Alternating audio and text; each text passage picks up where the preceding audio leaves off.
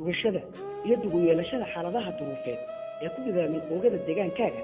أيها صوبا إن هذا لكنتو تعدون وتلايا كودا يعني إجاه اللي فينا وردعوا كم ده تعدون جكتها عن دجان نبي الصوماليين تاسيو إلا المامي أما باحترامك يتسجلنتي أي رهاين قدها الصوماليين نوبنا بدري دي يقصدي عن ميلو بيرحين حي دمتي هوي ولو تليا حي جلبستي ولانو وسام أردن loogu dhibaataynaya ragow damiirkii iyo diirnishii dadnimo halku inaga maray bal ila dhageysta maansadan uu soo tabinayo qalbigaygu sababteedana ay lahayd Aisha Ilyas oo ah gabadhii 12 jirka ahayd ee sida arxan darrada ah loo maansadu waxay ku bilaabmaysaa sidan aguhu ereygii maqleen ayuu la ilmee hadeer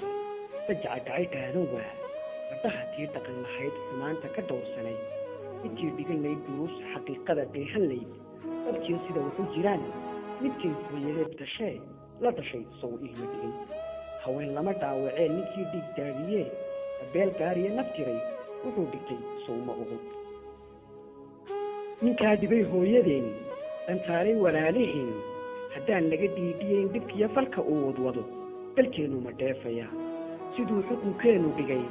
maxaa loo dheersadoo dhurwaayada loo fasaxay maxaa xir dawrihii ka dhoohay xaqiiqadii maxaa dhalinyaro ragoo haweenta ku daadan jiray ku dhiirin jiroo jeclaa dhibkiyo ka ilaalin jiray dhaliilaha reebtooda ka dhigay caqligii dhisnaa ma dhawriyo dhaawacbade maxaa laba dhinac jiro ay iyo u ahaa karo mar kale dooniga la cuno eertiyo daayaha adduun in kale kaga jeediyo dib iyo kaga dhigo dhurwa muddaan hadal dhowraye anoon dheeraynahayn waxaan gabagabo ka dhigay haween waa deemankiyo dhagaxa dahab qaar wax dheer ninkii dhib la doonayow dhaguhu maqalkaaga tegey daayaha indhahaagu lume